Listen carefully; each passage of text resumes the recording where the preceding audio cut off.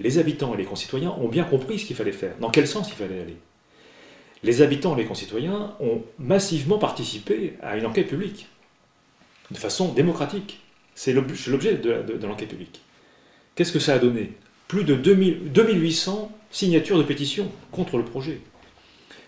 Pas loin de 800 courriers.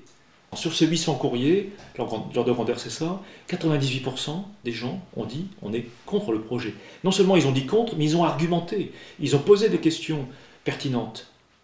Donc, massivement, les habitants ne veulent pas de ce projet. Sachez-le. Qui le veut, a priori, ça ressemble à quelques élus, les gens qui se sont mis en avant en disant vous allez voir, ça va nous rapporter de l'argent, demain on aura des moyens d'investir, etc. Ce que je peux vous dire, avec l'éclatement et la réorganisation des territoires, et donc l'éclatement des coms de com, les Vertes Vallées, on peut déjà dire c'est foutu, ça va éclater, ce sera plus du tout pareil dans 2 ans. Ça, sachez-le.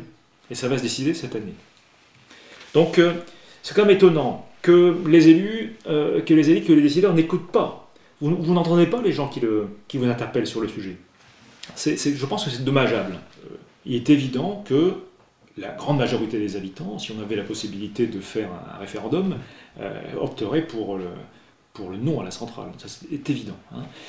On le voit bien très facilement au travers de l'enquête publique, où il y a eu une participation massive des gens. Clairement, je pense qu'on peut dire, à entendre et à voir la participation des gens, on peut dire qu'on ne veut pas, les gens ne veulent pas de cette centrale.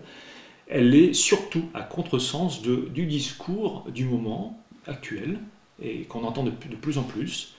Il ne faut pas générer davantage de gaz à effet de serre, il ne faut plus opter pour les énergies fossiles, il faut faire des démarches pour prévenir les problèmes de santé pour les générations futures. Donc il faut également avoir des choix qui vont plutôt dans le sens d'une indépendance énergétique. Enfin, tous les arguments qu'on a développés tout à l'heure. Tous ces arguments vont dans le sens de dire c'est un mauvais choix, et en plus, ce n'est pas ce type de choix-là qu'il faut faire. Il y a d'autres choix pour amener quelques emplois dans notre région. Donc, stop.